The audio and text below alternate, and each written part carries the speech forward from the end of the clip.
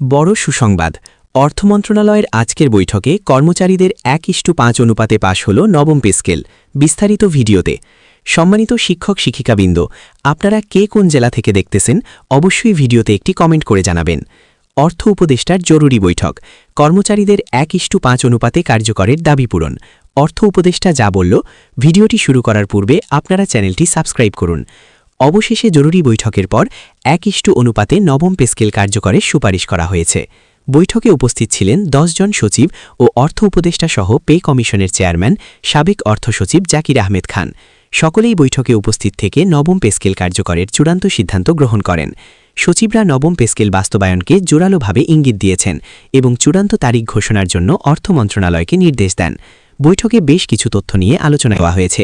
এর মধ্যে থাকছে সিলেকশন গ্রেড ও টাইম স্কেল পুনরুদ্ধারের সুবিধা। এছাড়াও দীর্ঘ 10 বছর থেকে সরকারি চাকরিজীবীরা বিভিন্ন বৈষম্যের শিকার হয়ে আছেন। তাদের এই বৈষম্যগুলো দূর করার লক্ষ্যে কাজ চলমান রেখেছেন বলে মন্তব্য করেন পে কমিশনের চেয়ারম্যান। আজ বৈঠক হলেও এ বিষয় নিয়ে অর্থ উপদেষ্টা সরাসরি কোনো বক্তব্য রাখেননি। যেহেতু তাদের আরও কয়েকটি সমস্যা এখন পর্যন্ত বিদ্যমান, তাই নবম পে স্কেল বাস্তবায়নে যথেষ্ট সোচ্চার আছেন তারা। কিন্তু সূত্র জানিয়েছে যে সরকারি চাকরিজীবীদের জন্য বেতন আগামী 1 জানুয়ারি 2026 থেকে কার্যকর ঘোষণা করা হবে। বাংলাদেশের 14 লক্ষ সরকারি চাকরিজীবীদের জন্য এই সিদ্ধান্ত নেওয়ার ফলে রাজস্ব খাতে কিছুটা হলেও সমস্যা তৈরি হতে পারে বলে মন্তব্য করেন সংশ্লিষ্ট মহল।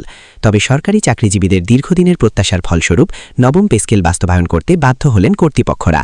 প্লিজ আপনারা চ্যানেলটি সাবস্ক্রাইব করুন। ইতিমধ্যেই তারিখ নির্ধারণ করেছেন সংশ্লিষ্ট মহল।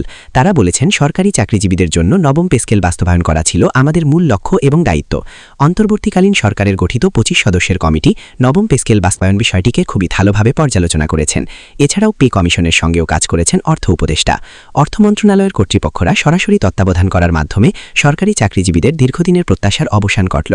দীর্ঘ 11 বছর দেশ থেকে সরকারি চাকরিজীবীরা বেতন সমস্যায় জর্জরিত। বিশেষ করে বেতন সমস্যা জটিল আকার ধারণ করে 2020 সালের পরবর্তী সময়।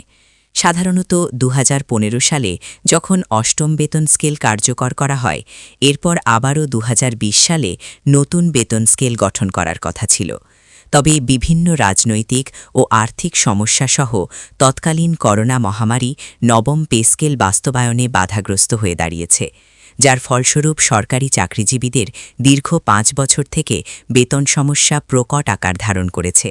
বাংলাদেশের নিয়ম অনুযায়ী প্রতি 5 বছর পর নবম পে স্কেল বাস্তবায়ন করার কথা ছিল। তবে তা বাস্তবায়ন না হওয়ায় অন্তর্বর্তীকালীন সরকারের কাছে নতুন বেতন স্কেলের দাবি জানিয়েছেন কর্মচারী ফোরামের সদস্যরা। অবশেষে গতকাল চূড়ান্ত বৈঠকের মাধ্যমে নবম পে স্কেল বাস্তবায়নের নতুন সিদ্ধান্তের কথা জানায় সংশ্লিষ্ট মহল। এই বেতন ভাতা সংস্কার করার পিছনে যতটুকু অর্থের প্রয়োজন, সকল অর্থের বরাদ্দ অর্থ উপদেষ্টার কার্যালয় থেকে দেওয়া হবে বলে শতভাগ নিশ্চয়তা দিয়েছেন ড. সালাহউদ্দিন আহমেদ।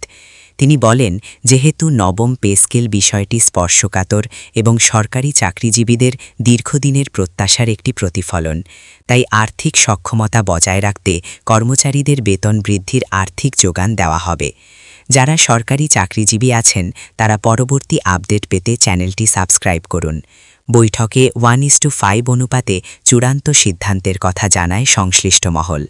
তারা বলেন, যদি নবম পে স্কিম বাস্তবায়ন অন্তর্বর্তীকালীন সরকারের আমলে করা না হয়, তাহলে এটা পরবর্তী নির্বাচিত সরকারের আমলে খুবই জটিল আকার ধারণ করবে।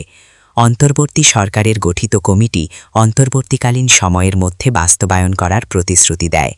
গত 17 ডিসেম্বর বৈঠকে আরও বেশ কিছু তথ্য উপস্থাপন করেন পে কমিশন ও অর্থ উপদেষ্টা। তারা বলেন, যেভাবে হোক গ্রেড সংখ্যা পরিবর্তন করা হবে, কেননা আমরা দেখেছি 2015 সালের গ্রেড সংখ্যা ছিল 20, যার ফলস্বরূপ সরকারি কর্মচারীদের বেতন সমস্যা অত্যন্ত প্রকট আকার ধারণ করেছে এবং বৈষম্য দিন দিন বৃদ্ধি পাচ্ছিল।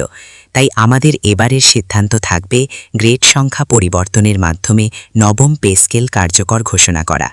সাংবাদিকরা যখন অর্থ উপদেষ্টাকে জিজ্ঞেস করেন যে গ্রেড সংখ্যা কত রাখা হবে, তখন তিনি স্পষ্ট, আমাদের এই বিষয়টি এখন পর্যন্ত চূড়ান্ত করা হয়নি, তবে 15টি গ্রেড রাখার জন্য প্রস্তাব এসেছে। পে কমিশনের পক্ষ থেকে অর্থ উপদেষ্টার কার্যালয়ে একটি খসড়া পাঠানো হয়েছে, যেখানে সরকারি চাকরিজীবীদের বেতন বৃদ্ধির পাশাপাশি বিভিন্ন ধরনের সুযোগ সুবিধা সংযুক্ত করেছেন কর্তৃপক্ষ। এছাড়াও যারা তৃতীয় ও চতুর্থ গ্রেডের কর্মচারী আছেন তাদের জন্য মহার্ঘ ভাতা চলমান রাখার বিষয়ে একতাবদ্ধ হয়ে কাজ করার প্রতিশ্রুতি দেন তারা আরও বলেন যদি গ্রেড সংখ্যা পরিবর্তন করা হয় তাহলে যারা নিম্ন গ্রেহের কর্মচারী আছেন তারা সবথেকে বেশি উপকৃত হবেন। অবশেষে সর্বশেষ বৈঠক থেকে জানা যায় সরকারি চাকরিজীবীদের বেতন বৃদ্ধির বিষয়টি শুধুমাত্র গ্যাজেট প্রকাশের অপেক্ষায় রয়েছে। যেহেতু এখন পর্যন্ত গ্যাজেট প্রকাশ করা হয়নি তাই এই বিষয়টি নিয়ে ধোঁয়াশা সৃষ্টি হচ্ছে। আগামী 25শে ডিসেম্বরের মধ্যে গ্যাজেট প্রকাশের প্রস্তুতি নিচ্ছেন সংশ্লিষ্টরা। ভিডিওটি শেষ করার পূর্বে চ্যানেলটি সাবস্ক্রাইব করে আমাদের সঙ্গে থাকুন।